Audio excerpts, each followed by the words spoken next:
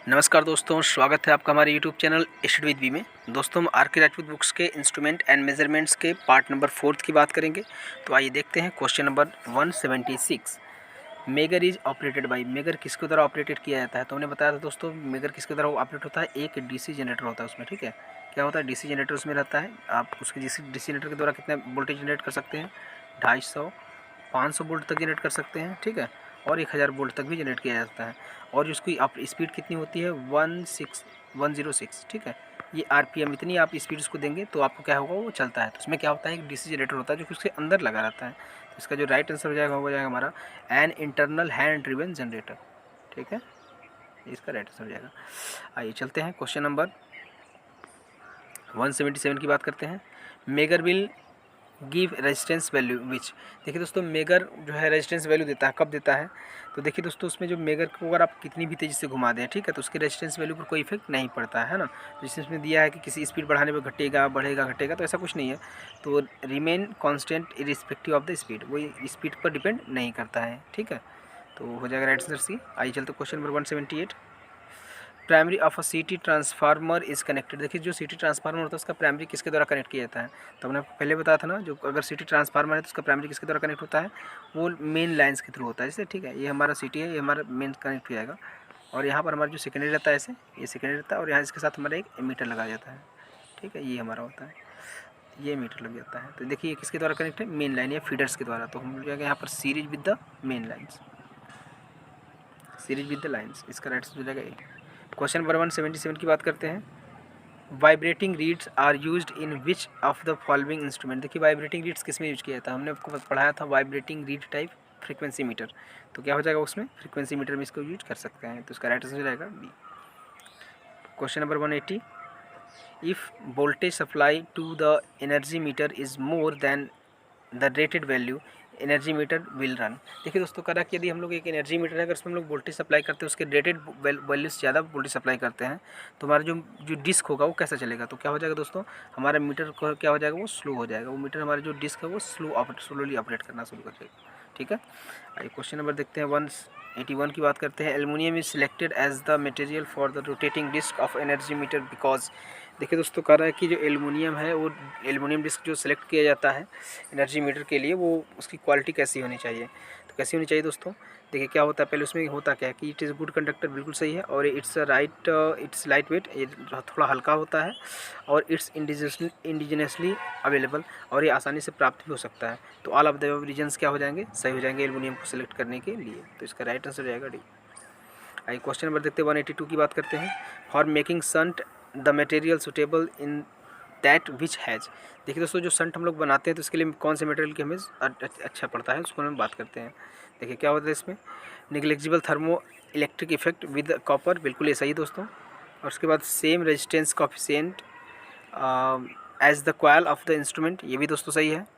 और आपका हमारा बी एन लीड, देखिए चेंज विद टाइम, मतलब कहने का मतलब तात्पर्य है हमारे, इसमें जो टाइम के साथ साथ उसका जो रेजिस्टेंस है वो चेंज नहीं होना चाहिए। तो इसका सभी आंसर हो जाएंगे राइट। तो इसका राइट आंसर हो जाएगा हमारा डी, ठीक है। आइए क्वेश्चन नंबर 183 की बात करते हैं। Meter range are so selected that the indications are obtain near. देखिए दोस्तों, करा है कि एक इंडिकेशंस इंस्ट्रूमेंट है, तो उसमें हम लोग जो रेंज है उसको कहाँ सेलेक्ट करते हैं? तो अगर हम लोग रेंज सेलेक्ट की बात करें दोस्तों, मिडिल ऑफ द स्केल, ठीक है। यहाँ पर जो मेरी किसी अधिक रहती है, मिडिल ऑफ द स्केल पर। क्वेश्चन नंबर 184 की बात करते हैं। For measuring the an unknown electrical quantities select the meter with. देखिए दोस्तों, अगर हमें एक अननोन इलेक्ट्रिकल क्वांटिटीज़ को मेजर करना है तो हमें मीटर की रेंज क्या करनी पड़ेगी, हाई करनी पड़ेगी। तो हम लोग को जितना हो सके वो मीटर की रेंज क्या करते हैं, हाईएस्ट। तो हाईएस्ट रेंज वर्क डाउन, ये हमारा हो जाएगा राइट आंसर, ठीक है ये। आइए क्वेश्चन में चलते 185 की बात करते हैं। Moving iron meter are extensively used for the measurement of AC voltage and current because. देखिए दोस्तों, कर रहा है कि जो हमारा मूविंग आयरन इंस्ट्रूमेंट है उसका अधिक मात्रा में हम लोग उपयोग करते हैं वोल्टेज और करंट को मेज़र करने के लिए। ऐसा क्यों करते हैं दोस्तों? No current flows through the moving element is robust and robust. देखिए क्या होता है कि पहली बात तो ये मजबूत होता है, रबस्ट में मजबूत होता है, दृढ़। और उसके बाद क्या होता है, इसके मूविंग कॉइल में कोई भी करंट नहीं फ्लो करता। इस वजह से हम लोग क्या करते हैं, जो मूविंग आयरन का अधिक मात्रा, moving iron instrument are rarely used in low power high resistance circuit because of, देखिए दोस्तों कह रहा है कि मूविंग आयरन इंस्ट्रूमेंट जो हम लोग यूज करते हैं वो लो पावर और हाई रेजिस्टेंस के सर्किट में करते हैं। क्यों करते हैं दोस्तों कि हाई रिलक्टेंस मैग्नेटिक पाथ के कारण रेयरली इसमें यूज़ किया जाता है, वैसे नॉर्मली इसमें यूज नहीं करते हैं। आइए 187 की बात करते हैं। Scale of an instrument will be uniform if, देखिए दोस्तों कह रहा है कि स्केल होगा यूनिफॉर्म किसी भी इंस्ट्रूमेंट का। क्यों, क्या होगा, जब उसका deflecting torque varies directly as the deflection angle, बिल्कुल ये होगा। और उसके बाद controlling torque directly is proportional to the angles, बिल्कुल दोनों सही होगा। दोस्तों इसमें क्या होता है, हमने आपको बताया था ना, आई जो होता है टी डी, ये डायरेक्टली प्रोपोर्शनल क्या होना चाहिए, आई। अगर ये रहेगा तो हमें क्या मिलेगा, आपका यूनिफॉर्म, है ना। और जो टी डी रहेगा, है ना, वो क्या रहना चाहिए, थीटा के डायरेक्टली प्रोपोर्शनल टू थीटा रहना चाहिए। और टी सी थीटा, और ये दोनों रहेंगे तो आपको यानी हो जाएगा हमारा directly I directly proportional to theta. अगर ऐसा इस केस में मिलेगा तो हमारा जो इंस्ट्रूमेंट का स्केल होगा वो क्या होगा, डायरेक्टली लीनियर हो जाएगा। तो इसका जो राइट आंसर हो जाएगा हमारा सी हो जाएगा। ठीक, चलिए आइए चलते क्वेश्चन नंबर 188 की बात करते हैं। स्वैम्पिंग रेजिस्टेंस इज यूज्ड, देखिए स्वैम्पिंग रेजिस्टेंस क्या होता है, हम लोग स्वैम्पिंग रेजिस्टेंस का यूज़ करते हैं टेम्परेचर को क्या करने के लिए, कंपनसेट करने के लिए। जो टेम्परेचर एरर होता है उसको हम लोग क्या करते हैं, कंपनसेट करने के लिए। इसका राइट आंसर हो जाएगा हमारा ए। ठीक है, आइए चलते क्वेश्चन नंबर आगे देखते हैं। क्वेश्चन नंबर 189 की बात करते हैं। Which of the following instrument may be used to measure DC voltage accurately, निम्नलिखित में से कौन सा इंस्ट्रूमेंट है जो कि डीसी वोल्टेज को एक्यूरेटली मेजर करता है। तो कौन मेजर करेगा दोस्तों, तो हमने आपको इसमें डीसी वोल्टेज है ना, तो मूविंग कॉइल टाइप इंस्ट्रूमेंट क्या करेगा, डीसी वोल्टेज को एक्यूरेटली मेजर करेगा। इसका राइट आंसर हो जाएगा मूविंग कॉइल इंस्ट्रूमेंट बी। ठीक है, आइए क्वेश्चन नंबर देखते हैं। 190 की बात करते हैं।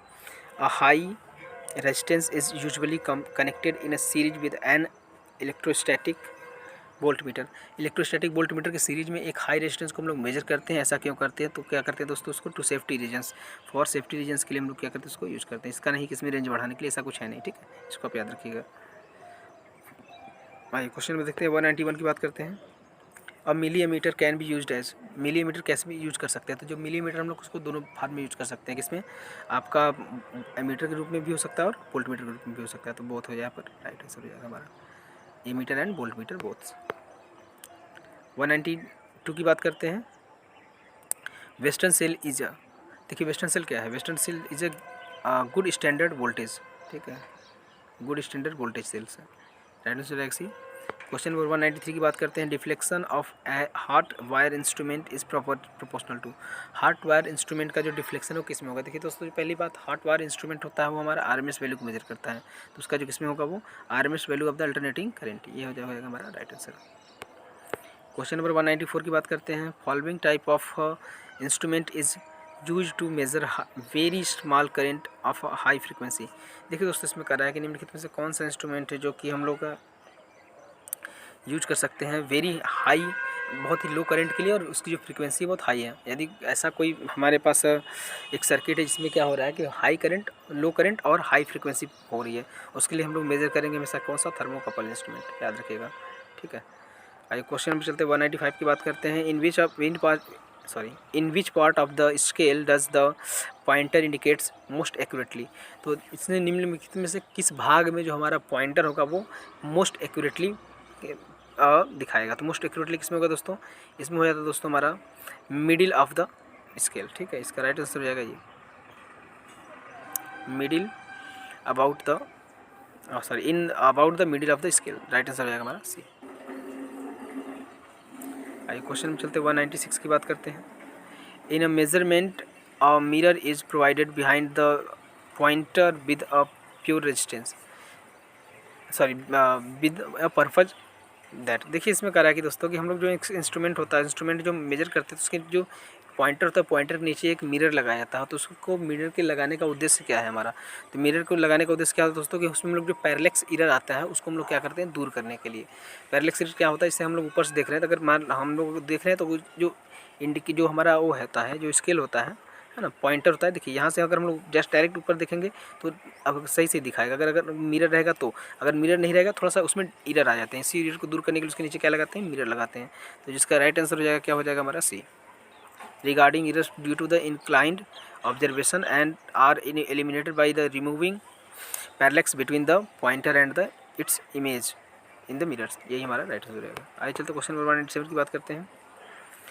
The accuracy of meter determined by, दो मीटर की एक्यूरेसी किसके द्वारा डिटरमाइन की जाती है, किसके द्वारा की जाती है दोस्तों? अगर हम लोग देखें तो फुल स्केल डिफ्लेक्शन के द्वारा, एक्यूरेसी इसकी फुल स्केल डिफ्लेक्शन के द्वारा हम लोग क्या करते हैं, इसमें मेजर कर सकते हैं। आइए क्वेश्चन नंबर 198 की बात करते हैं। The sensitivity inaccuracy of an instrument does not depends on. देखिए दोस्तों, कह रहा है इनएक्यूरेसी की बात करता है, अशुद्धता बोलता है, और यहाँ पर नहीं भी लगा दिया है ना। इसका मतलब सीधे समझ लीजिए कि जो मीटर की एक्यूरेसी है वो किस पर डिपेंड करती है। किस पर डिपेंड करती है दोस्तों? फ्रीक्वेंसी पर भी करती है, हिस्टैरिसीस पर भी करती है, एम्पलीट्यूड पर भी करती है। तो ऑल ऑफ द अबव इसका सही हो जाएगा। क्वेश्चन नंबर 199 की बात करते हैं। The error when reading at half scale in an instrument is. जो हम लोग हाफ स्केल पर जो एरर होता है वो क्या होता है किसी इंस्ट्रूमेंट में? तो हाफ स्केल पर जो एरर होता है दोस्तों क्या होता है, वो फुल स्केल से अधिक होता है। तो greater than the is full scale error, ठीक है, greater than full scale errors. An instrument reliability means. तो एक इंस्ट्रूमेंट की रिलायबिलिटी का मतलब क्या हुआ दोस्तों? एक इंस्ट्रूमेंट की जो होती है विश्वसनीयता क्या होती है? तो हम लोग करते क्या है कि अगर हमारा इंस्ट्रूमेंट विश्वसनीय है तो वो एक स्पेसिफिक लिमिट के अंदर ही बार बार किसी माप की राशि को प्रदर्शित करे, तो उससे हम लोग क्या कहेंगे, ये हमारा इंस्ट्रूमेंट क्या है, रिलायबल है। तो इसका राइट आंसर हो जाएगा हमारा C, the degree to which the repeatability continue to remain within specific limits. तो इसका राइट आंसर सी। आइए क्वेश्चन नंबर 1201 की बात करते हैं। Damping in an instrument provides. देखिए डैम्पिंग किसके द्वारा प्रोवाइड की जाती है? तो अगर किसी इंस्ट्रूमेंट में अगर हम लोग डैम्पिंग की बात करते हैं दोस्तों, तो braking action on a meter pointer. तो मीटर पॉइंटर को जो ब्रेकिंग एक्शन लगाने के लिए हम क्या करते हैं, डैम्पिंग को यूज करते हैं। आइए क्वेश्चन नंबर देखते हैं 202 की बात करते हैं। In an instrument hysteresis means. देखिए दोस्तों, करा किसी इंस्ट्रूमेंट में हिस्टैरिसीस का मतलब क्या है, हिस्टैरिसीस का तात्पर्य क्या है हमारा? तो हिस्टैरिसीस का मतलब हो गया भैया कि उसमें जो होना चाहिए हमारा कि the change in a same reading when input is first increase then and then decrease. तो उसमें जो होना चाहिए कि उसका जो सेम रीडिंग के लिए पहले क्या करना चाहिए, उसको इनपुट जो है हमारा फ्रीक्वेंसी इंक्रीज करे, फिर उसके बाद क्या करे, वो डिक्रीज करता है, जिससे हमारा उसका होता है हिस्टैरिसीस का, बस वही होता है। इसका राइट आंसर हो जाएगा हमारा डी। आइए क्वेश्चन नंबर 203 की बात करते हैं। Meter has the least accuracy. किस मीटर की एक्यूरेसी सबसे कम होती है दोस्तों? तो मूविंग आयरन की एक्यूरेसी क्या होती है, सबसे बेस्ट पूछा है दोस्तों, सबसे बेस्ट होती है मूविंग कॉइल की, ठीक है। बेस्ट एक्यूरेसी किसकी होती है, सबसे अच्छी होती है मूविंग कॉइल की। अगर सबसे ख़राब की बात करेगा तो हो जाएगा हमारा मूविंग आयरन। तो इसका जो राइट आंसर हो जाएगा हो जाएगा हमारा बी। आइए क्वेश्चन नंबर 204 की बात करते हैं। Damping method is common in moving coil instrument. तो मूविंग कॉइल इंस्ट्रूमेंट में डैम्पिंग कौन सा यूज़ करते हैं? तो एडी करंट डैम्पिंग यूज़ करते हैं, ठीक है। और मूविंग आयरन में स्प्रिंग यूज़ करते हैं, ठीक है। और फ्लूइड किस में करते हैं दोस्तों, बता दीजिए? फ्लूइड होता है इसमें हमारा इलेक्ट्रोस्टैटिक्स में, ठीक है। इलेक्ट्रोस्टैटिक में फ्लूइड करते हैं, सॉरी। और एयर किस में करते हैं? एयर करते हैं हम लोग आयरन वाले में, ठीक है। आयरन जो मूविंग आयरन में होता है उसमें एयर करते हैं, इसमें ये कंट्रोलिंग टार्क है, इसमें नहीं यूज़ करते हैं, सॉरी। आइए क्वेश्चन नंबर 205 की बात करते हैं। In an ammeter the shunt resistance is usually.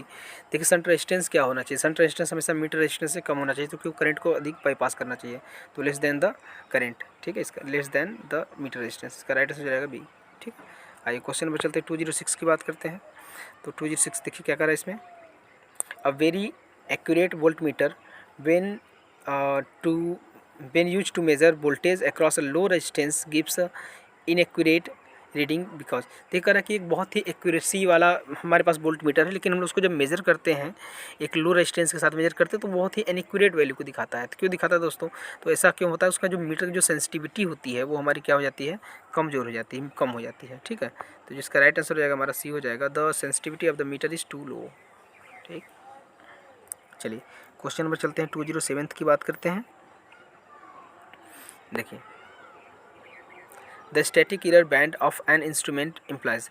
Static error band किसी इंस्ट्रूमेंट में क्या प्रदर्शित करता है, ठीक है। तो देखिए क्या प्रदर्शित करता है दोस्तों, तो हो जाएगा two error produced when the pen is stopped some deflection. क्या होता है जब हमारा पेन हो जाए, जो पॉइंटर होता है वो किसी एक सेम डिफ्लेक्शन जाकर क्या हो जाए, थोड़ा सा रुक जाए, सब कुछ दूर पर जाकर क्या होता है वो रुक जाता है, स्टॉप हो जाता है, ठीक। आइए क्वेश्चन में चलते 208 की बात करते हैं। The electrodynamic meter can be used to measure. Electrodynamic meter का यूज करते हैं, किस पर करते हैं दोस्तों? दोनों के लिए, एसी और डीसी दोनों के लिए यूज़ किया जाता है, ठीक है। इसका राइट आंसर हो जाएगा सी। आइए क्वेश्चन नंबर चलते 209 की बात करते हैं। Which of the following is the merit of an moving iron instrument. इसमें से एक मूविंग आयरन इंस्ट्रूमेंट की क्या फ़ायदे हैं, ठीक है। तो मूविंग आयरन इंस्ट्रूमेंट के क्या फ़ायदे हैं कि it can be used under severe load conditions. इसे हम लोग क्या कर सकते हैं कि बहुत ही हैवी लोड के अंदर भी क्या कर सकते हैं, इसको यूज कर सकते हैं, इसका फ़ायदे हैं। चलिए आइए क्वेश्चन नंबर चलते हैं 298 की बात करते हैं, सॉरी 110 नंबर क्वेश्चन की। Yes, which of the following will happen if a voltmeter is connected like a ammeter in a series to load. देखिए दोस्तों क्या होता है, यदि हम लोग एक वोल्ट मीटर को एमीटर की तरह सीरीज में कनेक्ट कर दें तो क्या होता है, क्या हो जाएगा। देखिए दोस्तों, वोल्ट मीटर का रेजिस्टेंस क्या होता है, वेरी हाई होता है। अगर उसको हम लोग सीरीज में कनेक्ट करेंगे तो उसमें क्या हो, करंट फ्लो ही नहीं होगा, ठीक है ना। तो उसमें जो करंट का मान होगा बहुत ही कम होगा। अगर आइडियल हो तो उसमें बिल्कुल करंट फ्लो नहीं होगा, अगर आइडियल नहीं तो उसमें कुछ मात्रा में, बहुत ही कम मात्रा में करंट का फ्लो होगा। There will be the almost no current in a circuit. तो इसका जो राइट आंसर हो जाएगा हमारा ये, ठीक। क्वेश्चन नंबर 211 की बात करते हैं। और मल्टीमीटर कंसिस्ट ऑफ, मल्टीमीटर में क्या होता है दोस्तों, मल्टीमीटर में क्या होता है, voltmeter, meter and ohmmeter सभी होते हैं। तो इसका जो राइट आंसर हो जाएगा हमारा टी। क्वेश्चन नंबर 212 की बात करते हैं। The minimum number of wattmeters required to measure power in an unbalanced 3 phase wire system. देखिए दोस्तों क्या करता है कि जो मिनिमम वाट मीटर की हमें आवश्यकता होगी 3 फेज वायर अनबैलेंस्ड सिस्टम को मेजर करने के लिए, तो हमें क्या होती है, मिनिमम 2 वाट मीटर की आवश्यकता होती है, ठीक है। और अगर एक की आवश्यकता कब होगी, अगर हमारे पास 3 फेज 4 वायर हो, याद रखिएगा 3 फेज अगर 4 वायर है सिस्टम है हमारे पास, तो उसको हम लोग मेजर करने के लिए, अगर बैलेंस्ड केस में है 3 फेज 4 वायर बैलेंस्ड केस में, तो वहाँ पर हमारे 1 वाट मीटर से भी कम हो जाएगा, ठीक है। लेकिन इस केस में क्या हो जाएंगे 2, तो इसका राइट आंसर हो जाएगा कौन सा, बी, ठीक। आइए क्वेश्चन नंबर चलते हैं 213 की बात करते हैं। The total power deliver to a 3 phase load is equals to algebraic sum of the 2 wattmeters, ठीक है। तो इसका जो राइट आंसर हो जाएगा हमारा ये, मतलब कहने का तात्पर्य यह है कि जो हमारे अगर पावर डिलीवर किया जाता है 3 फेज में, तो उसमें टोटल पावर मेजर कैसे करते हैं, तो उसमें क्या करते हैं, उन दोनों वाट मीटर के डिलीवर कर देते हैं, आ जाएगा, ठीक है। आइए क्वेश्चन में चलते हैं 214 की बात करते हैं। Electrodynamic type of instrument are used commonly for the measurement of. देखिए इलेक्ट्रोडायनेमिक टाइप इंस्ट्रूमेंट का यूज कर सकते हैं, किसको करने के लिए भैया, देखिए इसमें प्रायः हम लोग पावर को मेजर करने के लिए करते हैं, ठीक है। इसका जो राइट आंसर हो जाएगा हमारा हो जाएगा डी। आइए क्वेश्चन नंबर चलते हैं 215 की बात करते हैं। An induction watt meter measure. Induction watt meter क्या मेजर कर सकता है, क्या कर सकता है दोस्तों, ट्रू पावर ऑफ द, केवल अब true power, only true power measure करेगा दोस्तों, ठीक। इसका राइट आंसर रहेगा ए, ठीक। आइए क्वेश्चन नंबर चलते हैं, और आज की वीडियो का लास्ट क्वेश्चन 216 की बात करते हैं। The instrument use for the measurement of power at 500 mega hertz is. देखिए दोस्तों कह रहा है कि एक इंस्ट्रूमेंट जो है पावर को मेजर करता है, जिसकी आवृत्ति कितनी है 500 मेगा हर्ट्ज है। तो उसमें लिए कौन सा इंस्ट्रूमेंट सूटेबल रहेगा, देखिए कौन सा सूटेबल रहेगा दोस्तों यहाँ पर। तो आप देखिए ध्यान दीजिएगा, बोलोमीटर। बोलोमीटर क्या होता है दोस्तों, बोलोमीटर से हम लोग क्या करते हैं, इसके रेडिएशन द्वारा भी, इसके द्वारा हम लोग क्या करते हैं, रेडिएशन को भी मेजर कर सकते हैं, ठीक है। रेडिएशन को भी मेजर कर सकते हैं और हाई वैल्यू ऑफ करंट को भी मेजर कर सकते हैं, सॉरी करंट को मेजर कर सकते हैं बस विद हाई फ्रीक्वेंसी, ठीक है। जैसे 5000 मेगाहर्ट्ज है ना, इसके द्वारा इसको हम लोग मेजर कर सकते हैं, ठीक है दोस्तों। तो अगर वीडियो आपको पसंद आया तो एक बार लाइक करिएगा और दोस्तों के साथ शेयर जरूर करिएगा, ठीक है। Thanks for watching.